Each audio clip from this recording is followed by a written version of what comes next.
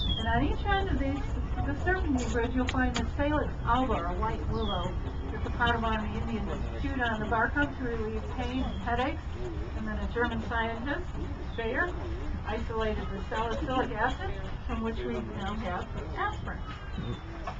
Sensory Garden has 3 levels, so you'll find a little pathway leading up. There's an aquatic level at the base, an aromatic level in the center, and a viewing arbor at the top.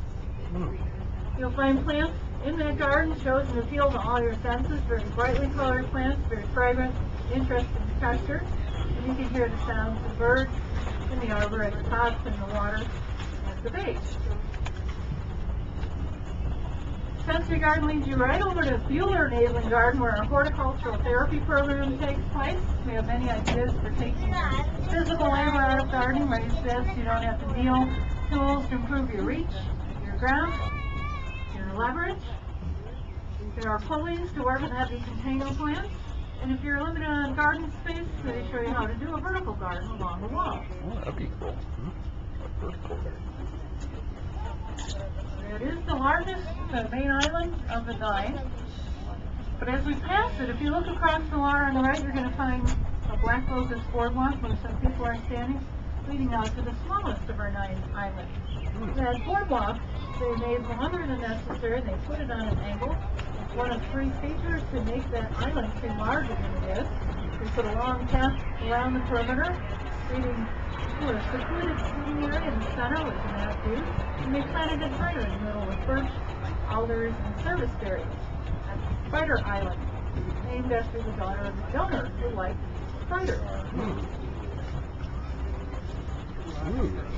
There's one then. Now that we're having such a lovely summer, finally, summer evening, as we pass Spider Island, you're going to see on the right a great big green copper roof of Regenstein that's glass on the top, so they light it up, and when you're walking out as our sun starts to go down earlier in August, it serves as a beacon to help you find your way back, because that's right behind the visitor center. Cool. And that building opened in 1975, but it was completely renovated in 2006. It now has a landscape design studio and a plant sciences laboratory. And on this end, you'll see the low brick wall around the annual garden, planted in spring, summer, and fall for color all seasons. And if you look close, you'll see the 3 roofs of the greenhouses. We have a tropical, semi-tropical, and a desert greenhouse. If you go into the courtyard of Regenstein, you'll find some of our 185 plants in our bonsai collection, only out from May to October. At night, the panels behind them are lit up, and you see some interesting shadow shapes. And you'll find Lenhart Library inside of Regenstein. A premier teaching garden. We also have a rare book collection in that library dating back to the 15th century. I go slowly here to the left because if you look to the right, where some people are, that right there, the west end of Regenstein, is where you'll find the model railroad garden. Oh, okay. Started out in 2000 as a one-time only exhibit. It was so popular, we've had it every year since, only from May to October outside, but then we bring it inside from November to January for the Wonderland Express. This year we're celebrating our 10th anniversary. So in addition to regular membership, they have a Garden Plus where your model railroad garden and your tours are included on Wednesdays.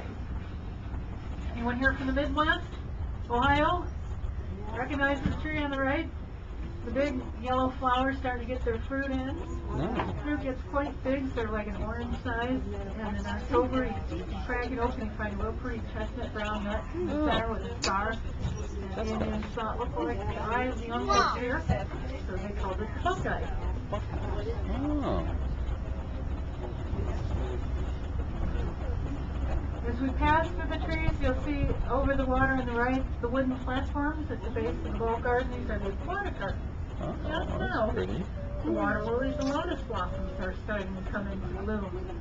Chicago Botanical Garden was modeled after an old and famous water garden that once flourished near Beijing, China in the early 18th century on islands whose shores were blooming with lotus blossoms. That one was called the Garden of Perfect Brightness, built and made only for the emperors and the elite. This one is for everyone. And you'll see our logo is for a stylized lotus blossom. If you look past those wooden platforms, you'll see a bridge leading from the main island out to the third largest of our 9 islands, Fruit and Vegetable Island. This is 4 acres of about 400 varieties of Midwestern fruits, vegetables, nuts, berries, herbs, apples. And you'll find that we went all organic this year, so we can give you some tips if you want to do that in your own garden.